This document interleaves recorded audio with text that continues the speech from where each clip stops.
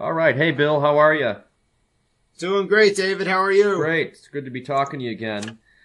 For anyone viewing on Blogging Heads, Meaning of Life, the last time we had a conversation, there was a technical error causing the recording to end abruptly, and some of the commenters pointed that out, so we appreciate those of you who expressed some disappointment that you couldn't see the entire conversation.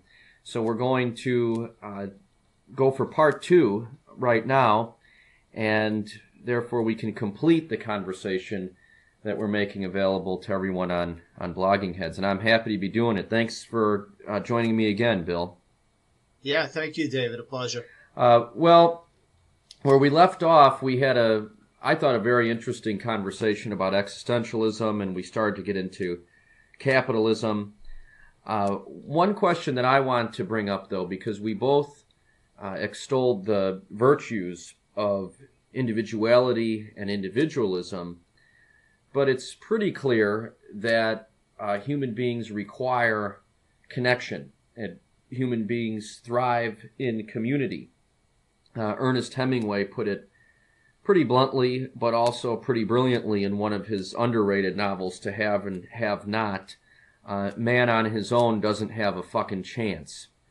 There you go. So if we both agree that the title of the book on Buddhist existentialism, Alone Together, is pretty profound, but where in your worldview, existentialism, individualism, do you find ways to emphasize connection and community?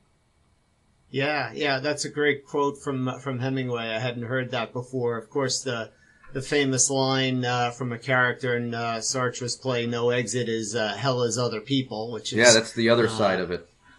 Yeah, yeah, that's the other side of it, right? And well, basically, I'm advocating for voluntary association, right, rather than forced association. While hell is other people, another way of thinking about it, maybe reconciling the quote from Hemingway with the quote from Sartre is other people can't live with them, can't live without them. Right. So, yeah, I mean, we derive part of our identity from the way in which we interact with others. And, of course, some of the greatest joys in life come as a result of our voluntary interactions with other people. So we need to have a place for that. I guess the free market existentialist line in the sand is against forced association. Yeah, and that's where we have some disagreements. We can find what Christopher Hitchens, the late Hitchens, called encouraging signs of polarization. I'm a free market advocate, as we established in the first part. You're a free market advocate, but to a much greater extent. If it's not too much to say, is it fair to say that you're a doctrinaire libertarian? Yeah, I mean, doctrinaire, I suppose, in the sense of really taking it to the extreme theoretically, but not in the sense of predicting that we would have a rosy utopian future as a result of a full-blown libertarian society, or hopefully not doctrinaire in the sense of attitude in suggesting that there's no room for my being wrong about any of this. As the video makes clear, I have the luxury of sitting in a nice, comfortable university office while theorizing about this. So I'm at the level of theory, and at the level of practice, I admit that things can certainly go wrong. Yeah, we're both a couple of disgusting academics and writers here in our air-conditioned offices. But, all right, well, on that point, and forgive me for some repetition, because this is what we got into before that technical error, but on that point, bringing theory to the pavement and on-the-ground application of theoretical and philosophical argumentation. As we do this conversation, my better half, my beautiful and wonderful wife, is out at her day job, which is social work. And she works with adults who suffer from developmental disabilities. And these are, of course, people who have great difficulty assimilating into the institutions and into the economic transactions that we take for granted. So part of her job is finding them residential placement should they need it. If they are employable, helping to work with employers to hire them. And also for those who are lower functioning, getting them the social services that can help them live a decent quality life. This reminds me of not Karl Marx or even Bernie Sanders, but Friedrich Hayek in The Road to Serfdom writes pretty perceptively and persuasively that there exists in any society genuinely genuinely insurable social risks, and that when those risks emerge, there is some role, even in a free market system, for government insurance against those risks. And I think of people with disabilities, the kinds of people my wife helps. I think of perhaps poor children whose parents could never afford tuition at a public school, but for the good of themselves and for the good of society, should learn how to read and perform arithmetic and do other tasks that we associate with a good education. And I also think of people who may suffer some disease or suffer injury from some accident, but could never afford to pay for medicine or surgery or treatment. And that brings me to a position that is one of moderation, that is close to the center. The free market system is superior and is unmatched at generating wealth, creating shared prosperity, and improving standard of living. We can see that throughout the world and throughout history.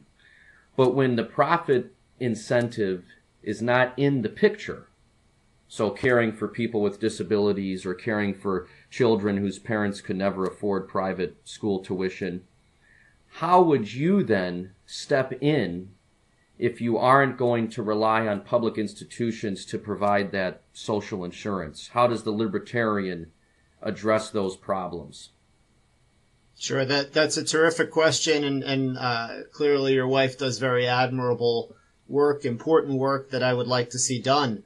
However, I'm guessing from your description that it's government-funded work, and that's sort of the crux of the issue. Yes, much of it is government-funded. It's the agency where she works is a combination of government, state funding, and private donations. Right. And so the point that we both agree on, I think, is that there should be a safety net and there should be a way of taking care of the sort of people that your wife works hard to see to the betterment of. The disagreement is on whether or not government necessarily has to play a role in doing that. The position that I stake out in the book is that all of this should be left to the private sector and to voluntary association. One might suggest that there's some sort of moral obligation to take care of people who are not in a position to take care of themselves. And while I believe that argument can be made, I don't think that morality should be legislated in any shape or form. In the book, I argue for a very minimal so-called night watchman state that simply takes care of people and protecting them from forced fraud and theft. So the suggestion is that private charity would have to step in and play all of the roles that government plays at the moment. The idea being that the redistribution that takes place through taxation is essentially mandatory charity, although people may not like to hear it described as such. And the suggestion might be in objection to what I'm saying is that people can't be counted on to be charitable, that the government needs to enforce that. And my response there is simply that there are lots of things that we've thought the government has to do. For example, deliver the mail, which it turns out that it really doesn't need to do, as UPS and other companies have shown us, although the Postal Service is still the only one that can deliver a letter to your mailbox, sort of oddly, though not necessarily, right? And of course, these days you're more likely to hear, well, who will build the roads? And of course, really, government doesn't need to do that as well either. Roads could quite well be delivered by the private sector. And so my claim is that it might not work out very well, certainly in the short term. And this was part of my caveat in the beginning. And so, although I might be described as doctrinary libertarian, I wouldn't suggest pushing the button if I had such a control, such that a state of that kind were put into place immediately or overnight. I would liken the welfare state as we have it to being akin to a drug addiction, where it could be cruel and unusual and counterproductive to make the addict go cold turkey. The process might need to be gradual, with the analog of methadone brought into the picture. And so the society that I would like to get to, although again not necessarily overnight, would be one in which we gradually wean ourselves off of mandatory charity in the form of redistributive taxation, and into the place of voluntary charity, as it more nobly is. So I guess that's my rambling response to a very good and pointed question that you've posed. Well, it's interesting. You seem to recognize that there's a wager that society would make in your ideal picture, and that in order to get to the ideal, we might go through a gradual process there. It wouldn't be immediate and instant, but it does include a wager. So if one is dependent upon private charity, charity might go through cycles, and those cycles might have devastating consequences. If you want to, I was about to get to my question, but if you want to jump in there and respond to that, if I've mischaracterized your view. No, I think you're right. I would simply add, in addition, that while some cases would have to rely heavily on charity, other cases would be taken care of through private insurance for those who are able to afford that.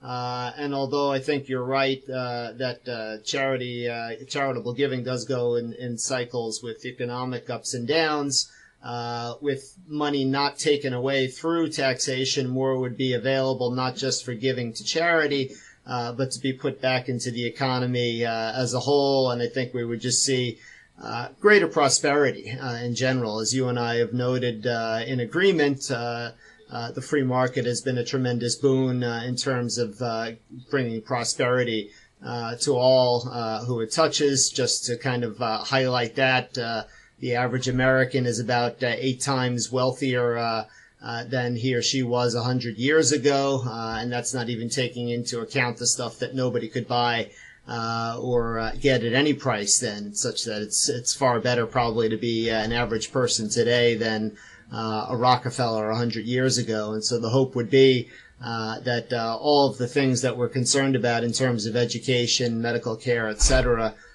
would become cheaper and more readily available under the economic system that I would envision. Although, again, you're right, it amounts to a wager, and so this is part of my hesitation in pressing my hypothetical button and suggesting gradualism as the appropriate course. Yeah, that point you picked up is something on which we definitely agree, and I often find myself confused by the increasingly apocalyptic tone of political discourse in our country. It seems that left and right have agreed that the world is falling apart. We're entering some circle of hell that not even Dante could imagine.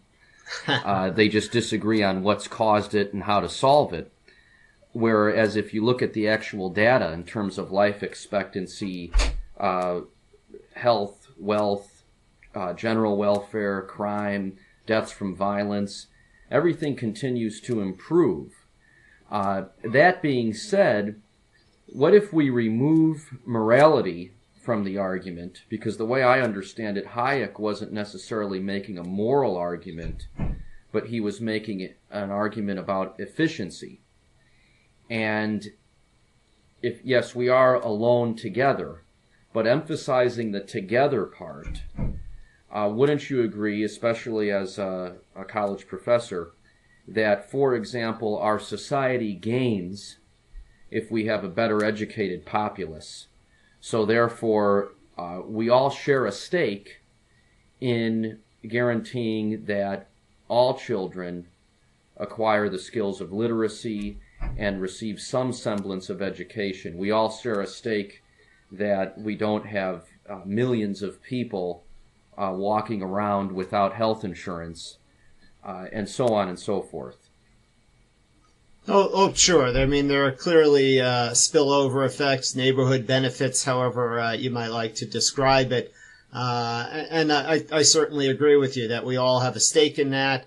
And I think we all have some obligation to be a contributor to that. And so lots of us contribute to charity, even given the heavy burden of taxation. I myself gave about 10% of my income last year to charity, and I think that number, for me, I can speak for myself, would go way up if the burden of taxation were lessened. And it's my hope. Maybe it's naive or optimistic, although I'm not usually characterized that way by people who describe me as cynical or dark or gloomy. But maybe in this case, I'm naive or optimistic in thinking that other people would step up appropriately to contribute where it was needed to make that happen in a society where it wasn't happening automatically through the government. That's interesting. We should mention, and if the good folks of Blogging Heads would be willing to host us again, maybe we can have another conversation. But you actually have a novel coming out that deals with the idea of a libertarian society. Do you want to? I have not read it. I'm still waiting on my advanced copy, which you have promised. So we'll see how charitable you are. Right. But you want to talk about that for a moment? Sure. Well, thanks for bringing that up. The novel's called Free Dakota, and the imaginative scenario is what if the state of North Dakota were to secede from the Union and start up a libertarian society of its own? And it actually draws on two current day movements. There's a secession movement in Vermont called the Second Vermont Republic, and there is a movement in New Hampshire called the Free State Project, which is encouraging people to move to New Hampshire to get a consensus population to change laws in a more libertarian direction. And so I imagine these two sort of combined, but out in North Dakota, where there's lots of empty space and very few people living, such that people move there with the idea of setting up a libertarian society that then secedes. And of course, that's the political and theoretical framework. Lots of things go wrong and people behave badly and all that kind of stuff that needs to go on for hopefully an interesting, dramatic experience. But thanks for bringing that up, and I hope we will have a chance to talk about it again sometime. Yeah, me too, and I'm definitely looking forward to reading it. Speaking of books, just to continue this mutual admiration society that we have, you were kind enough to endorse my recent 33 1/3 book on Metallica's self-titled record that most people know of as the Black Album. Yeah. So let me put on my interviewer's hat, figuratively anyway, here for a moment.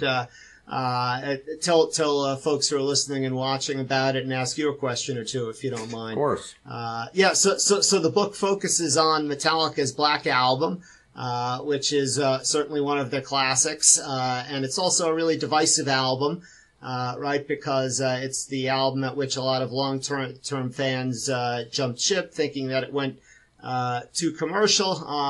And I myself have written a good bit on Metallica. I thought I knew pretty much everything there was to know about Metallica and certainly the Black Album, but I was very happy to discover in reading your book that there were still new and really interesting and thought-provoking things to learn and to say about the Black Album.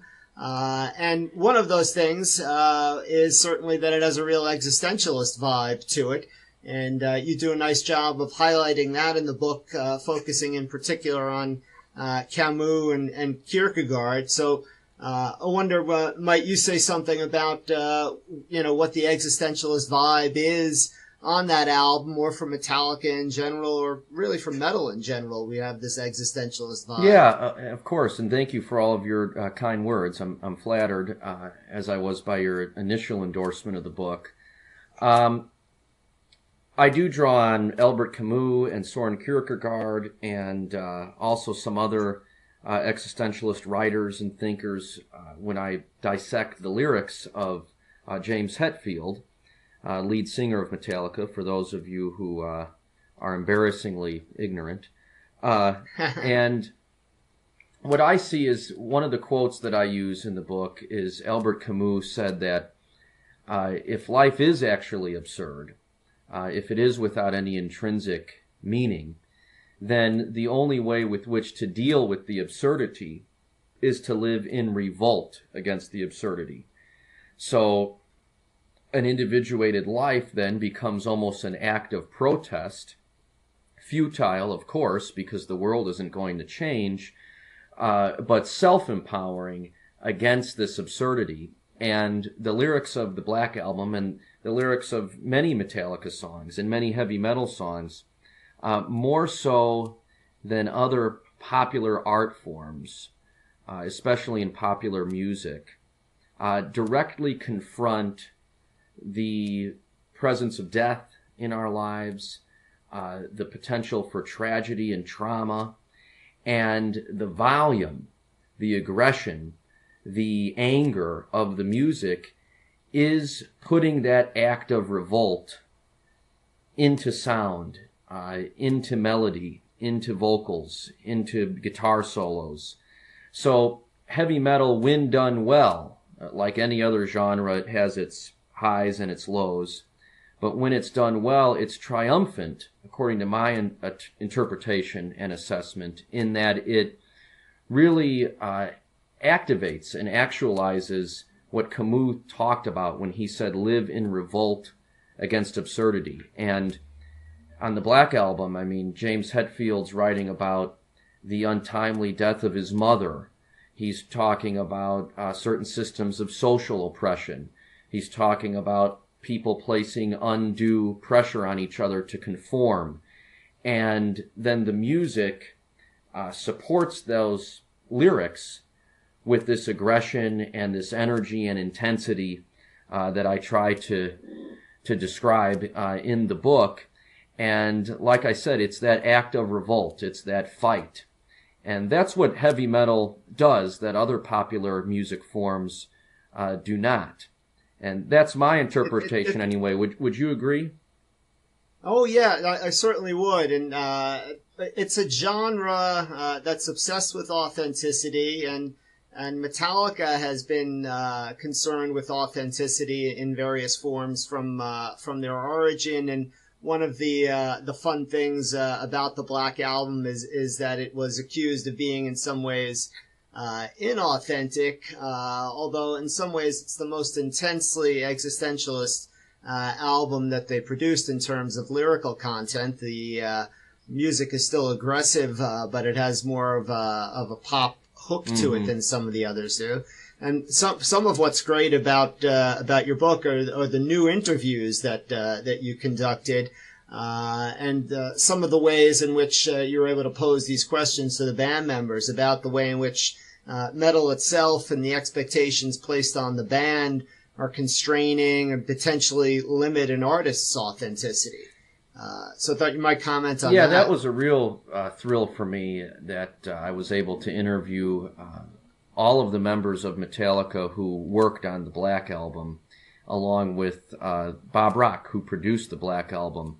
And there's two ideas to pick up on there. First of all, there's this individualistic and existentialistic idea of freedom. So Kirk Hammett, the lead guitarist of Metallica, talks about how we live in a free society and a purportedly individualistic culture in which we're encouraged to pursue our passions and follow our dreams and say what we believe. Yet Kirk says that there's all of these institutions and all of these social forces that, in his words, from the moment that you can walk and talk, try to bat that down. And heavy metal for him and for so many others was a means of expressing some rebellion and resisting those social pressures to conform. But what you just mentioned there is James Hetfield says that he got into heavy metal because he wanted to escape the cage. But in some ways, heavy metal became the tightest cage because within something that was built for rebellion came all of these conventions. And I think that's a thread that one can follow throughout history in areas that are much more important than even heavy metal. What begins as rebellion often becomes the thing that people were trying to rebel against. That's right. That's right. And, for old fans and for those who are not even fans of Metallica, you and I could quote lyrics at one another to establish all of that, but lyrics never sound quite right without the music. But just thinking about some of the titles on the Black Album should give anybody a sense of it, right? We have Through the Never, The Struggle Within, My Friend of Misery, what else? Yeah, Wherever I May Roam. Even Nothing Else Matters. It's that was the song that really shocked people when it came out. But lyrically, right. It's all about. It's very existentialist and it's very individualistic. It's never right. care for what they do, never care for what they know. So I think that heavy metal is one of the rare art forms that carries this existentialist theme through and through. It's not very common in our culture, but heavy metal, in its high moments, in its triumphant moments, does just that. Yeah, yeah. And without even trying to, I don't think that we would say that this is a result of Hetfield reading a lot of Camus. I'm not sure that ever happened. And you do a really great job in the book of talking about some of his unexpected sources, like John Lennon, like Bob Dylan, like even Chris Isaak, which I didn't know about. Yeah, and he has at times drawn inspiration from books and authors, For Whom the Bell Tolls, very famously inspired by the Ernest Hemingway novel. But yeah, it's not as if he's, scanning through philosophy textbooks to write his lyrics. It's very personal and very visceral. As any artist is when he or she creates. But I think we could bring it full circle there and say that, heavy metal, like rock and roll, like jazz music, like hip-hop, this is something many people often forget, is the result of a culture and an economy that allows and enables and even encourages people to consume and create.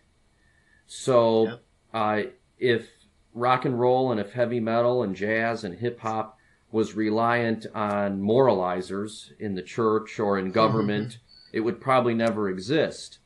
But there were people who owned radio stations and live music venues and record labels who maybe they didn't like it, but they said, I can make money off of selling this product. So that's how you end up with a culture of vitality and variety.